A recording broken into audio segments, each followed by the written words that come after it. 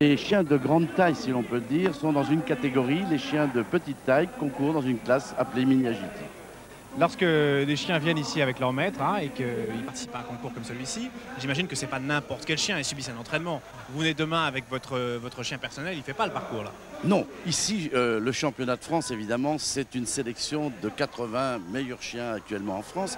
Mais nous avons plus de 1600 chiens qui, tous les dimanches, s'amusent et pratiquent l'agility en concours, alors que 8000 vraiment viennent dans nos clubs pour rechercher l'éducation. Monsieur Pilar, vous venez d'employer Monsieur Petit emploie le mot s'amuser. Vous croyez que s'amusent les chiens en faisant ça?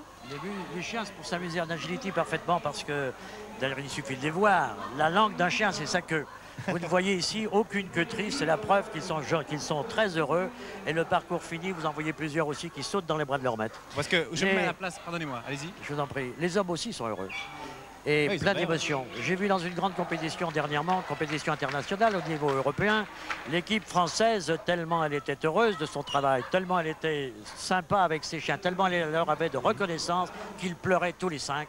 Que des chiens fassent pleurer des hommes comme ça, c'est quand même de belles images. Est-ce qu'il y a un âge idéal?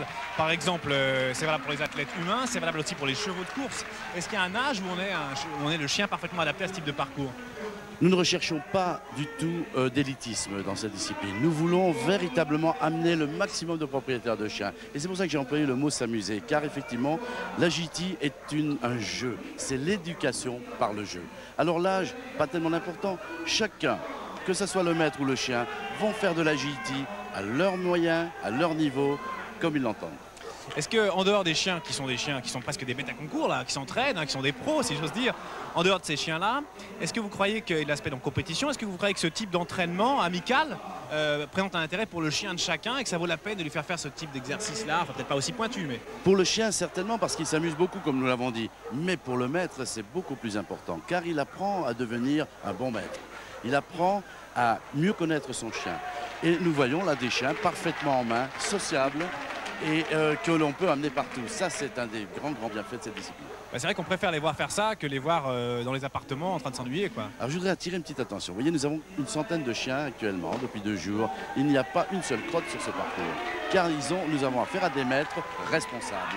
C'est ceci aussi l'éducation des maîtres. Est-ce que vous avez l'impression, Monsieur Pilar, que les maîtres qu'on voit ici justement s'amuser, comme vous le dites, avec leurs chiens, est-ce que vous avez l'impression qu'effectivement ce sont forcément de bons maîtres, qui aiment vraiment leurs chiens, ou que ça peut être des gens qui en font des bêtes à concours avec un espèce de transfert affectif bizarre?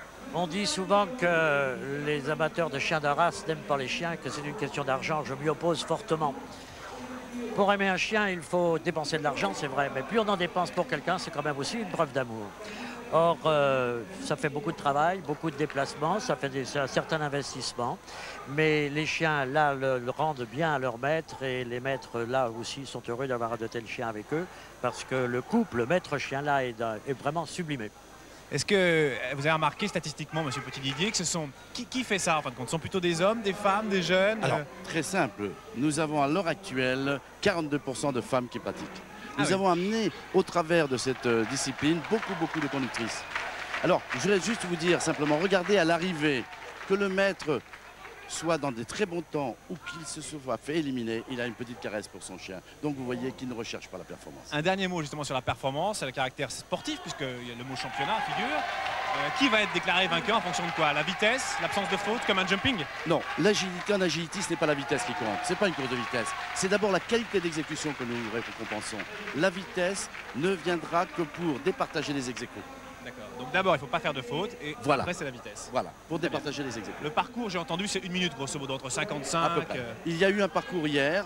La somme de ces 2 parcours définira donc un classement qui donnera le championnat de France. Très bien. Bah, si les gens qui nous regardent veulent connaître le champion, ils ont qu'à venir ici cet après-midi.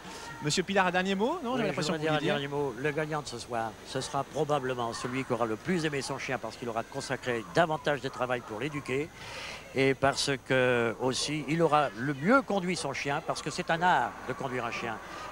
N'importe qui ne peut pas avoir un chien, il y a des servitudes, il y a des devoirs, mais cela aussi démontre qu'ils sont bien éduqués et que là aussi la Société Centrale Canine a bien joué son rôle. À votre avis, c'est pas facile un pronostic, mais est-ce qu'il y a une race de chiens qui se distingue particulièrement dans cet exercice-là? C'est les relations entre le chien, c'est le couple qui fait le vainqueur. Mais je voudrais simplement dire que si ce soir, ces 80 chiens sont arrivés à donner à nos visiteurs l'envie de venir jouer avec nous à l'agility et devenir de bons maîtres, eh bien, nous aurons tout gagné. Parfait. Et merci de ces précisions. On va voir l'agility tout au long de l'émission qui se poursuit. On va voir maintenant avec nous des chiens.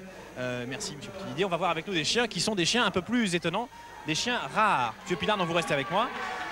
On les appelle des chiens rares et pour cause, vous allez comprendre. Ce qu'on voit là, c'est vrai que dans les chiens rares, c'est un qu'on a déjà vu plusieurs fois. C'est un chien nu du Mexique, c'est ça? C'est le chien nu de chinois, celui-là. Il ressemble, non? Il est un peu plus petit que le chien du Mexique. D'accord. Expliquez-moi avec beaucoup de précision, taille, critères particuliers pour mériter le nom et l'appartenance à ce pédigré-là. La taille, c'est jusqu'à 33 cm au garrot. Donc il est origine de Chine. Il doit être nu sur le corps, sauf à chaque extrémité. Vous voyez qu'il est pourvu de poils aux pattes, à la tête et aux 3/4 de la queue. Dites-moi, il est sensible au froid, non? Il ne doit pas être très costaud, ce chien-là? Non.